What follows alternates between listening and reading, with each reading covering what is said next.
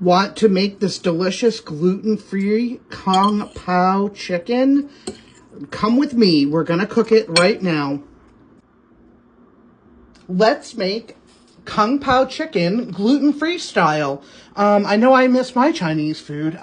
This looks kind of gross. We're all like that, but we are going to mix some things into it. This is the family pack. So this is 9 boneless, skinless chicken thighs. I trimmed the fat as best as I could off of them because no one wants to be eating Chinese Kung Pao and have a big piece of fat. So make sure you trim them. And if there's any little piece of bone that ends up, little piece sometimes in the corner, just cut that off. And anyway, so what I'm going to add to that is you want to add cornstarch.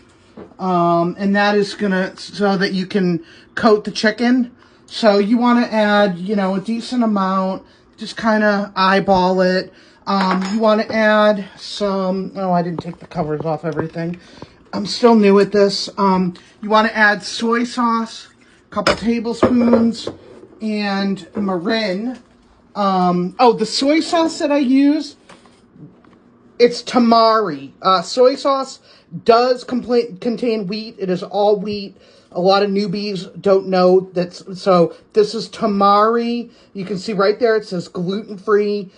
This Sanjay is very delicious, and they make a non-organic one. It's a little less expensive, but I eat all organic. So, and then the marin you add to this also. This is gluten-free. Always, marin is gluten-free. I don't think it's labeled. But anyway, yeah, it's always gluten-free. It's just a Japanese cooking wine type of thing. So I'm going to add that. Let me get the cover. I got to remember to take the covers off before I start filming. And add a couple teaspoons of that. Stir this so that everything is coated. It's hard to do this with one hand, but you can start to see a coating forming on the chicken. That's all you want, is a nice coating. I do spray the pan before I put the chicken in it, and so I didn't have to dirty a bowl. I stir it right in the pan, and then I go ahead and turn the heat on. You're going to cook all that meat throughout. Okay, so the chicken is magically cooked. That's what it looks like.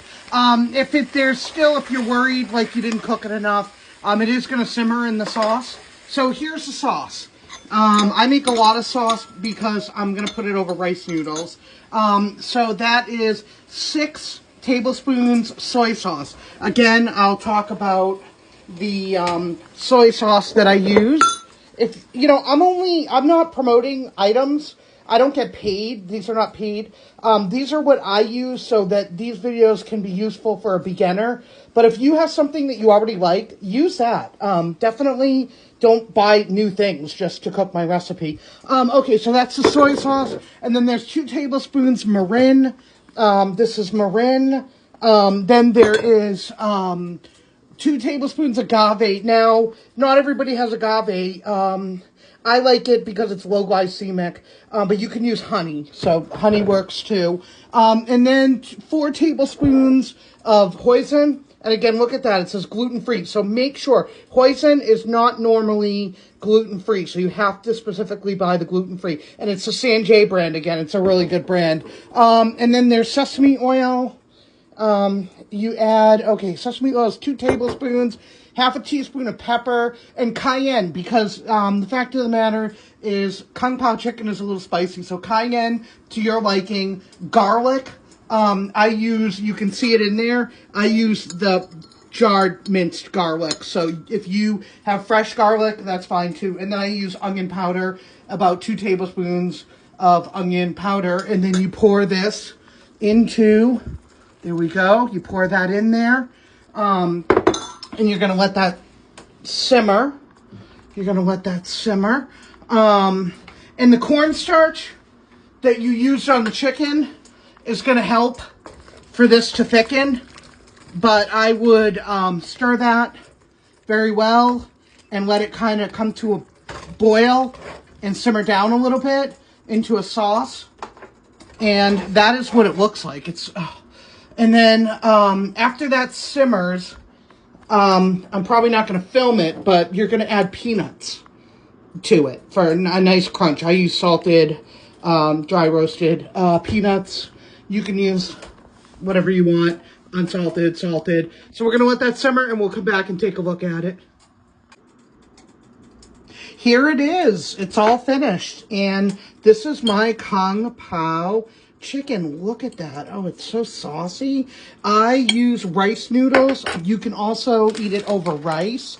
I made sure that there was plenty of sauce.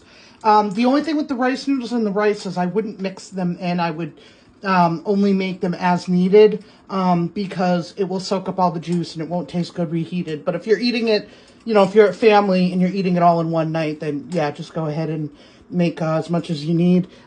This is what I used. Pad Thai rice noodles. I like this brand, again, because it's organic, but it also cooks fairly quickly. I noticed rice noodles take a long time to cook. So make sure you're checking so that you don't get, you know, al dente pasta and it ruins the whole meal. And there's where it says gluten-free. And thank you. Enjoy these recipes. Enjoy eating gluten-free again.